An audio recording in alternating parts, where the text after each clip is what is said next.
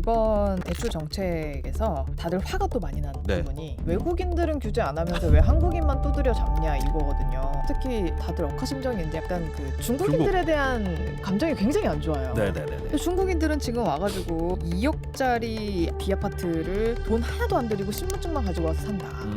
이게 약간 편법인 것 같은데 문제는 대출 규제는 동일하게 적용이 됩니다. 근데 이제 문제가 되는 건 그런 것들이죠. 이제 편법 대출 같은 경우에는 잡아내려면 당연히 잡아낼 수 있는 거고 그거는 이제 정부에서 인지를 하게 되면 그런 편법 대출은 걸러낼 사실부터도. 거예요. 그러니까 집값을 뻥튀기 해가지고 신축 빌라나 이런 것들 뻥튀기 해가지고 그렇게 잡아내는 불법 대출이죠. 네. 이런 거 불법적인 대출은 외국인이든 우리나라 내국인이든 사람이든 다 잡아내야 되는 게 맞는 거고 그건 극히 일부고 그거 외에 이제 돈 많은 외국인들이 와가지고 그냥 집을 덜컥덜컥 산다. 저번에 보니까 뭐 20대인가 30대가 우리나라에 있는 뭐 몇십억짜리 아파트를 샀다 그래가지고 뉴스가 화제거리가 됐는데 그들을 규제하는 건 그냥 돈 많은 사람들을 집 못 사게 해주세요나 마찬가지인 거예요. 어차피 그들이 우리나라 은행에서 대출 안 받잖아요. 네. 자기네 나라에서 돈 있는 거 가지고 집을 사는 건데 물론 반감은 들죠. 외국인이 와가지고 집 콘크리트 덩어리만 사는 건 문제가 안 되는데 땅을 사잖아요. 네. 지분을 사는 거 이런 거가 감정적으로는 저도 싫기는 한데 일단 외국인에 대한 뭐 차별 역차별은 아니다라는 거 제가 봤을 때는 그거고 그러면 이제 외국인이 집은 못 사게 규제하는 건 어떠냐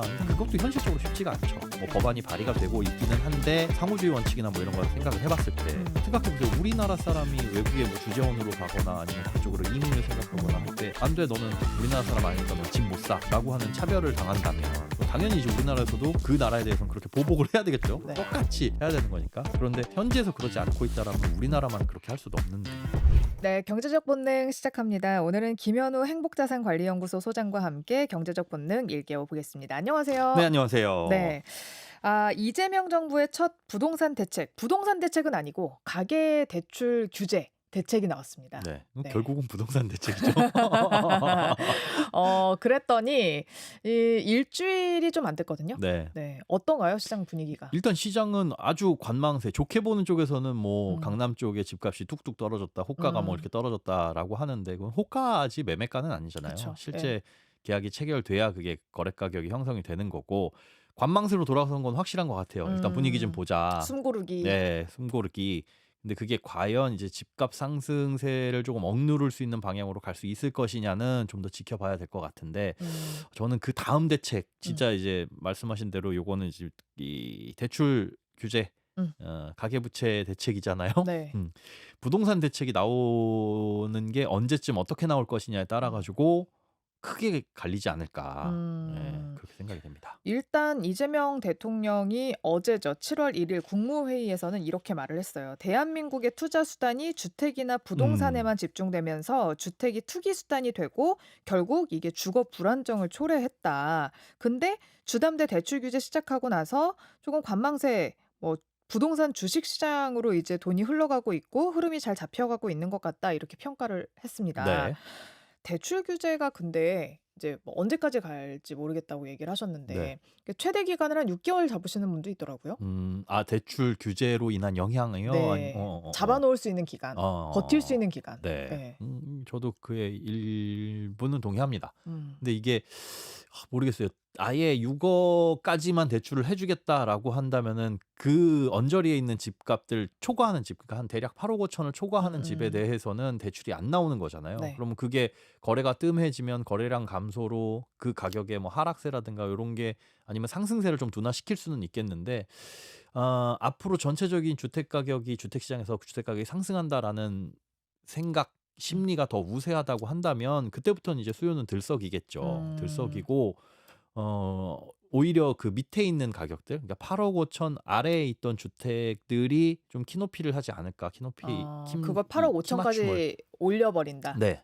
요때까지는 대출 나오니까. 근데 거기가 이제 어느 저항선이 되겠죠. 네. 저항선이 될 거고 그거 넘어가게 되면 이제 아예 그냥 툭 치고 올라가는. 여기는 한 10억 정도 해도 대출 6억 받아도 충분히 현금 한 4억 있는 분들은 살 수 있어. 하실 만한. 근데 지금 생각해 보면 승자는 작년 한 중순쯤부터 집을 매수했던 2030 세대가 아닌가. 그런 생각이 얼핏 들어요. 많은 분들이 지금 그렇게 얘기하잖아요. 우리는 이 싸움을 전에도 해봤어요. 네. 이 싸움을. 네, 전에도 해봤습니다. 네. 그러면서 결국 부동산은 실패하지 않더군요. 라고 음. 생각해서 이제 2030들이 작년부터 엄청 매수하기 시작을 했던 건데 네. 뭐 혹자는 이렇게 얘기합니다. 6월 28일 이전에 계약서 쓰고 계약금 날린 사람들이 승자다. 날린 사람? 네, 그러니까 계약금을 보낸 사람. 음. 계약금을 저는 네. 계약 포기해서 날렸다는 줄. 아니죠, 아니죠. 예. 그쵸. 그래서 6월 28일 이내로 들어왔던 사람들은 어쨌든 주담대가 6억으로 막히지도 않는 거고 음. 실거주를 바로 하지 않아도 되는 네. 거니까. 근데 이렇게 하루 차이로 하는 게 맞냐라는 그쵸. 얘기도 있어요. 그전에 그래도 문재인 정부 때도 부동산을 막 잡기는 했지만 한 나흘 정도는 시간을 줬었다. 네. 근데 이번에는 너무 금요일 발표해서 토요일 날부터 묶어 버렸으니까. 그렇죠. 깜짝 놀랐어요. 저는 그 기사 에? 내일부터? 내일 토요일인데 뭐야 그럼 응. 오늘부터네 결국은? 뭐 이런 느낌. 이게 근데 3-4 일을 주냐 하루 사이에 하느냐 이런 문제는 결국은 이제 사람들이 고민할 시간을 얼마나 갖게 음. 되느냐의 문제인 네. 것 같아요. 한 달을 줬다 그러면 사람들이 막 이제 이렇게도 생각하고 저렇게도 생각하고 결국은 한쪽 방향으로 귀결이 되겠죠. 음. 의견들이나 심리 같은 게. 근데 지금은 우와 하다가 당연히 이제 거래가 되려고 했던 것도 안 될 수가 있으니까 분명히 이 상승세를 꺾을 수는 있을 것 같아요. 이게 단기적으로는. 근데 걱정이 되는 건 그 부분입니다. 저도 뭐 집값이 그렇게 급등하고 이런 상황은 결코 바람직하지 않고 좋지 않다고 봐요. 제일 좋은 건 집값이 그냥 음. 우리나라 물가 상승률 플러스 보유세 플러스 취득세보다 플러스 한 예금 이자보다 약간 더 높게 꾸준하게 상승하는 것. 야, 집값 계속 오르면 어떡해. 근데 집값이 안 오르면 아시다시피 아무도 집을 안 사게 되잖아요. 네. 계속 떨어진다 그러면 공급도 안 하게 될 거고. 그러니까 우리들이 그냥 누구나 예측할 수 있는 범위 내에서 집값이 꾸준하게 올라줘야 그래 나도 한 5년 뒤, 10년 뒤엔 요만큼 돈을 모아서 요만큼 대출을 받아서 집을 사야 되겠구나. 그때까지 집값이 크게 안 튈 거니까라는 가정을 할 수 있다면 그 내 집 마련의 그림도 그릴 텐데 갑자기 집값이 폭등하게 되고 난 5억짜리 집 살 거야. 근데 어느 날 눈 떠봤더니 이게 10억이 돼 있고 네. 이러니까 이제 패닉방이라는 문제도 음, 생기는 음. 거고 또 안 사신 분들 못 사신 분들은 저 집값이 언제 다시 제자리로 돌아오나를 오매불만 기다리는 거고 그런 문제가 생기잖아요. 네. 요런 이제 부동산 대책 대출 대책이 나올 때마다 그렇게 사람들이 많이 흔들리는데 그런 게 이제 부동산 실제 공급 대책이나 이런 것들로 잠재울 수 있는 건 그런 것들로 잠재워야지 이게 오래가지는 못할 것 같다라는 생각이 듭니다. 네. 이재명 정부 어떻게 보면 이제 민주당의 정책과 너무 네, 밀접하잖아요. 그렇죠. 그러니까 오늘 아침에 김현정의 뉴스쇼에 진성준 정책위의장이 나와서 어떤 얘기를 했냐면 금융 대책으로 안 잡히면 최후의 수단으로는 세제도 건들 수 있다라는 얘기를 했는데 네. 이제 순서를 정해줬어요. 네. 어떻게 정해줬냐면 금융 대책 다음이 공급 대책이고 네. 공급 대책 그리고 행정 수단을 우선 동원하겠다라고 얘기를 했는데 공급 대책은 어떤 거 볼 수 있죠? 그게 지금 제일 의문이에요. 우리가 서울 수도권 지금 집값이 문제잖아요. 네. 어디에 공급을 할 것이냐. 음. 공급할 곳이 없죠, 사실. 땅이 없잖아요. 땅이 지금. 없어요. 예. 우리 한번 크게 당하셨던 분들도 계실 텐데 사전 청약 여기 이렇게 공급하겠습니다라고 해가지고 진행을 하려고 했으나 뭐 인근 주민들의 반대라든가 여러 가지 문제들 때문에 공급이 안 되는 그 몇 년 동안 걸쳐서 노력을 했는데도 공급이 안 되면 이제는 재개발 재건축 통해 가지고 늘릴 수밖에 없거든요. 재개발 재건축이 물론 그 시장의 분위기를 들썩거리게 할 수는 있습니다. 할 수는 있는데 그럼에도 불구하고 장기적으로 보자면 꾸준하게 공급을 늘리는 방법은 거기밖에 없으니까 늘려줘야 되는데 그럼 어디를 재개발 재건축을 할 거냐 이것도 문제예요. 그렇죠. 지금 나오는 게 뭐 일기 신도시 특별법도 통과가 됐고 그런데 일기 신도시가 저는 그래도 유일한 답이 아닐까 생각은 되거든요. 하지만 여기가 재건축이 실제로 진행이 됐을 때 된다고 했을 때 여긴 대단히 대단지잖아요. 네. 이 사람들 다 어디 가요? 그렇죠. 그래서 지자체들도 이주민 대책이 전혀 없는 상황. 그럼 전세 가격도 들썩거릴 거고 주변에 혹시나 이제 비아파트나 이런 곳들로 전세를 들어가게 됐을 때 여기에 이제 또 전세 사기라든가 뭐 그런 부분들도 좀 감안을 해야 되고 고려를 해야 되고요. 네. 그러니 어떤 공급 대책이 나올지 기대도 되면서 상당히 걱정도 되고 있는 그런 상황입니다. 일단 봤을 때는 더 지을 곳이 없는데 없어요. 그리고 재건축 재개발이라고 하더라도 1-2년 안에 되는 게 또 아니다 그렇죠. 보니까 그리고 거기도 과정이라는 게 있고 순서라는 게 있잖아요. 그러니까 이런 모든 것을 다 해 나가려면 당장에 나올 공급 대책은 없는 거예요. 없어요. 그게 제일 걱정인 게 2022년에 금리가 확 올랐잖아요. 네. 그때부터 미분양 되기 시작해 가지고 인허가 물량 그리고 착공 물량이 한 음. 40% 넘게 다 각각 감소를 했거든요. 그게 이제 올해부터 시작될 거예요. 음. 2022년에 공급 줄어든 거 이제 입주 물량 제로다. 올해 하반기 입주 물량 제로. 뭐 일부 언론들에서 이렇게 쏟아내겠죠. 네. 그러면 이제 국토교통부에서는 음. 아니다 음. 하면서 한 몇만 가구 공급 계획이 하겠다. 있다. 있을 거고 그게 맞기도 합니다. 음. 근데 문제는 우리가 생각하는 입주 물량은 음. 내가 살 수 있는 집을 음. 얘기하는 거고 늘 국토부에서 얘기해왔던 그 공급 물량은 청년 임대, 신혼부부 임대 뭐 이런 것까지 다 포함해가지고 물론 음. 야 임대도 이거 공급이잖아. 음. 사는 곳을 늘리게 되면 그만큼 그 맞는 얘기긴 하지만 실제로 우리가 살 수 있는 집을 얼마나 늘릴 것이냐 그런 부분들에 있어 가지고 현실적으로 올해, 내년, 내후년 한 3년 정도까지는 공급도 진짜 그야말로 절벽. 음. 앞으로 공급하는 희망을 심어줄 곳도 잘 보이지가 않습니다. 그럼 공급이 약간 막혀 있다. 좀 안 보이는데라고 생각하면 행정 수단을 동원할 건 또 뭐가 있을까요? 그거죠. 지금 강남 3구와 용산에 걸려 있는 투기 과열 지역 예, 지정하고 더 그렇죠. 확대하고. 확대하고 하, 집이 아파트만을 우리가 생각을 하잖아요. 네.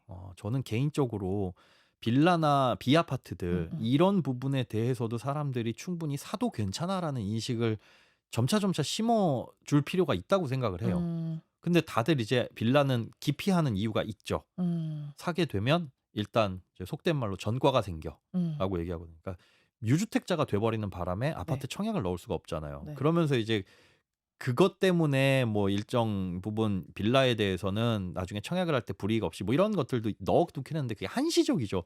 그럼 내가 파는 시점에 가가지고 그게 끝나버리면 한시적인 게 끝나버리면 누가 사겠어요. 음. 그러니 저는 아파트와 비아파트를 아예 분리해서 음. 아파트에 청약을 넣을 땐 아파트를 가졌던 사람은 배제를 하고 음. 혹은 아파트를 가지고 있는 사람들은 배제를 네. 하고 아파트가 아닌 것들을 갖고 있는 사람들 우리 자동차 갖고 있다고 지금 아파트 청약 당첨 떨어지는 거 아니잖아요. 네. 그것과 마찬가지로 임대주택은 안 될 수 있지만. 그렇죠. 네. 그러나 빌라나 이런 것들을 보유했다고 음. 해가지고 아파트 청약의 불이익을 뭐 이런 나 저거 집 사면 큰일 나 이런 생각들부터 좀 개선을 시켜줘야 되지 않을까. 근데 아파트도 아파트 나름이지만 연립주택 이런 거 있잖아요. 엄청 네. 크고 막 이런 거. 아, 뭐 이런 거. 그런 예. 거. 아무튼 이거는 인제 예외적인 거니까 네.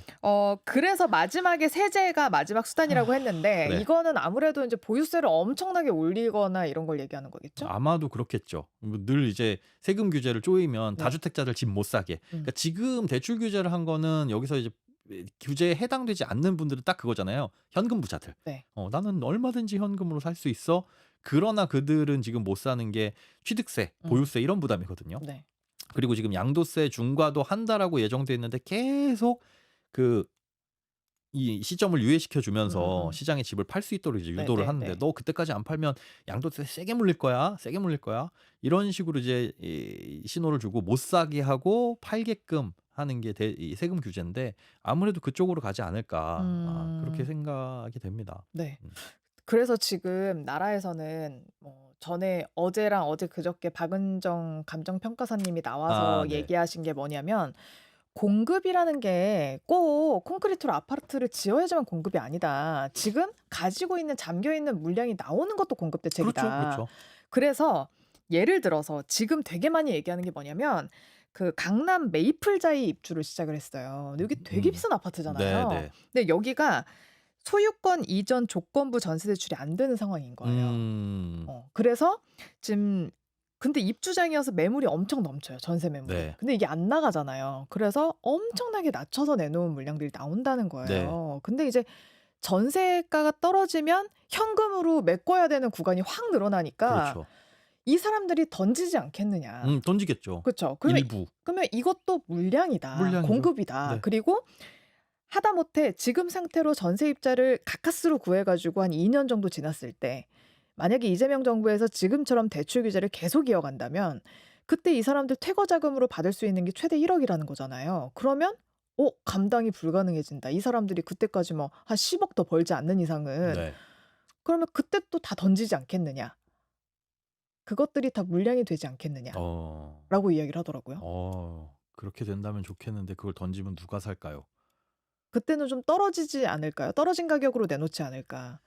글쎄요. 그렇게 떨어진 가격으로 어느 정도 수준은 급하게 내놓겠죠. 음음. 내놓을 텐데 그게 상식적인 수준의 가격이 될 거고 그걸 이제 대출을 받아서 살 수 있는 정도의 능력이 되는 분들이나 줍겠지 그게 3억, 2억 이렇게 나오진 않을 거잖아요. 그쵸. 네. 네.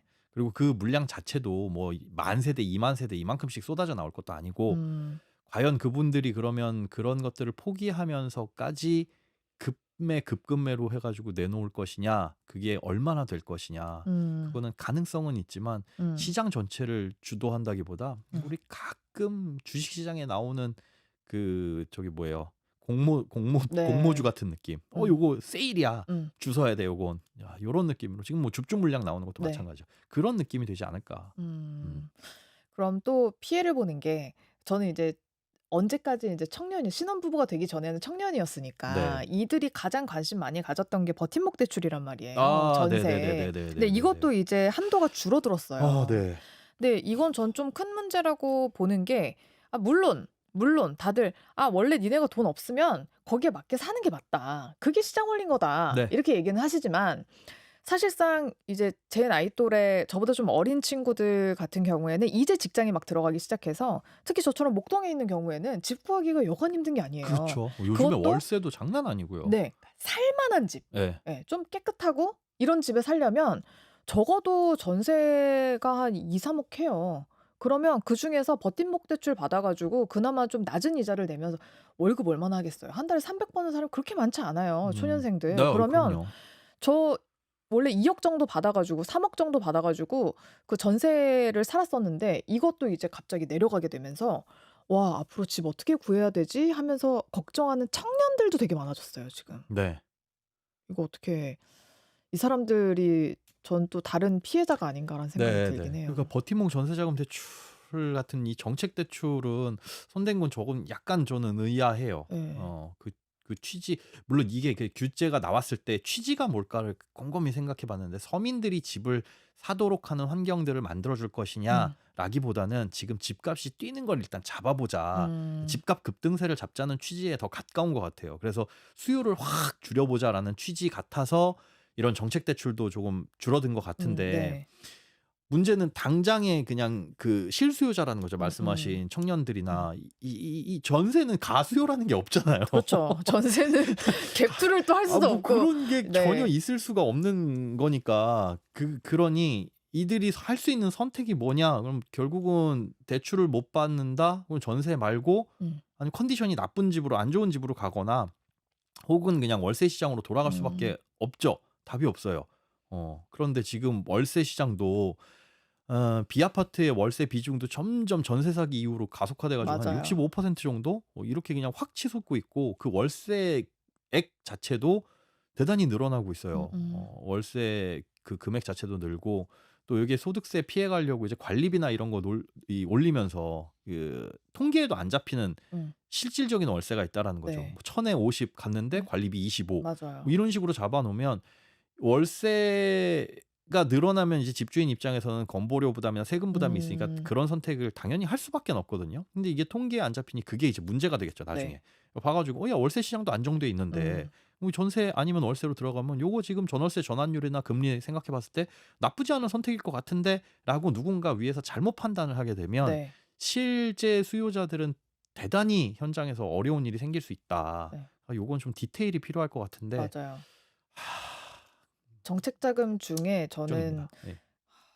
신혼부부까지도 잘 모르겠는데 청년 정책 자금을 건든 것은 조금 마음 아프다라는 네. 생각이 좀 들더라고요. 물론 이게 그런 것도 있기는 있어요. 시장에서 보면 원룸 전세 가격이 청년 버팀목 전세자금 대출 받을 수 있는 그 수준에 다 맞춰져 있는 대부분 딱 맞춰져 있는 그런 것들도 이게 정책 대출이 시장을 왜곡시키는 끌어올리고 있다. 예, 문제 예. 중에 하나라고 생각이 돼요. 그런데 이렇게 되면 이제 전세집을 구하기 어려운 부분도 있을 뿐더러 지금 살고 있는 세입자가 기간이 끝나고 나가게 했을 때 다음 세입자를 그럼 구할 수 있을 것이냐. 기존에는 청년 뭐 버팀목 전세자금 대출 뭐 1억 받아가지고 들어왔는데 이게 이제 저는 안 됐는데요. 하면 그 수요를 맞춰가지고 다음 세입자를 못 구하게 되면 네. 집주인이 할 수 있는 선택은 돈이 있다면 문제가 없겠지만 이런 게 이제 또 주택시장에 문제되는 맞아요. 네. 매물로 나올 수도 있는 거고 아니면 지금 전월세 가속화되는 월세 가속화되는 그 원인과 똑같이 1억짜리 8천으로 낮추고 반전세 음. 뭐 이런 식으로 이렇게 점점 바뀌어가지 않나 이런 부작용도 있지 않을까 그것도 네. 걱정이 됩니다. 자, 그리고 이번 그 대출 정책에서 다들 화가 또 많이 난 네. 부분이 외국인들은 규제 안 하면서 왜 한국인만 두드려 잡냐 이거거든요. 네. 특히 약간 다들 억하심정인데 약간 그 중국. 중국인들에 대한 그 감정이 굉장히 안 좋아요. 네네네네. 근데 중국인들은 지금 와가지고 막 뭐 2억짜리 뭐 비아파트를 돈 하나도 안 들이고 신분증만 가지고 와서 산다.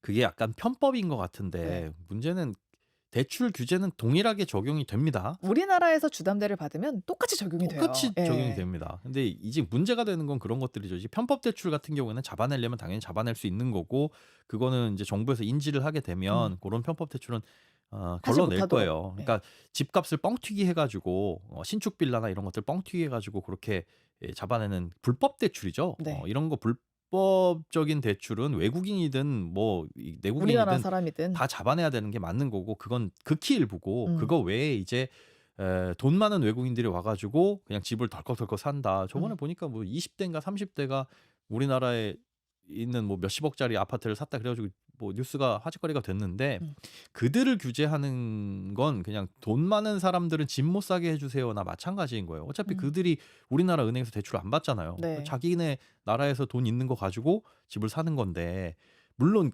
반감은 들죠. 외국인이 와가지고 집 그 콘크리트 덩어리만 사는 건 문제가 안 되는데 땅을 사잖아요. 네. 지분을 사는 거 이런 거가 이제 우리 감정적으로는 저도 싫기는 한데 일단 외국인에 대한 뭐 차별 역차별은 아니다라는 거 제가 봤을 때는 그거고 그러면 이제 외국인이 집은 못 사게 규제하는 건 어떠냐. 근데 그것도 현실적으로 쉽지가 않죠. 뭐 네. 법안이 발의가 되고 있기는 한데 상호주의 원칙이나 뭐 이런 거 생각을 해봤을 때 생각해 보세요. 우리나라 사람이 외국에 뭐 주재원으로 가거나 아니면 그쪽으로 이민을 생각하거나 할 때 뭐 안 돼 너는 우리나라 사람 아니니까 넌 집 못 사라고 하는 차별을 당한다면 뭐 당연히 이제 우리나라에서도 그 나라에 대해서는 그렇게 보복을 해야 되겠죠. 네. 똑같이 해야 되는 거니까. 그런데 현지에서 그러지 않고 있다라면 우리나라만 그렇게 할 수도 없는 부분이고. 근데 중국 같은 경우에는 우리가 거기 이제 막 땅을 사거나 이럴 수는 그럴 수 없고. 없죠. 예. 그러니 그 부분은 약간 보완이 필요할 것 같아요. 그렇죠. 호혜적으로는 가야 되니까 어쨌든. 네, 그렇죠. 그런데 부분. 우리나라도 그렇다면 야 중국에서 너희는 땅을 우리한테 팔진 않잖아. 그럼 우리도 그렇게 아파트 꼭 오면 거기도 실거주 1년 의무가 있더라고요. 중국에도요? 중국에. 예. 오. 그래서 아무나 살 수는 없어요. 가서 직접 살아야 되고. 네네. 뭐 네. 그런 의무라도 근데 참 구멍이 많죠. 사실 그런 의무라든가 이런 걸 다 두기에는 왜냐하면 뭐 예를 들어서 1세대 우리는 2주택부터는 세금을 뭐 중과하고 뭐 하고 이런 것들이 있잖아요.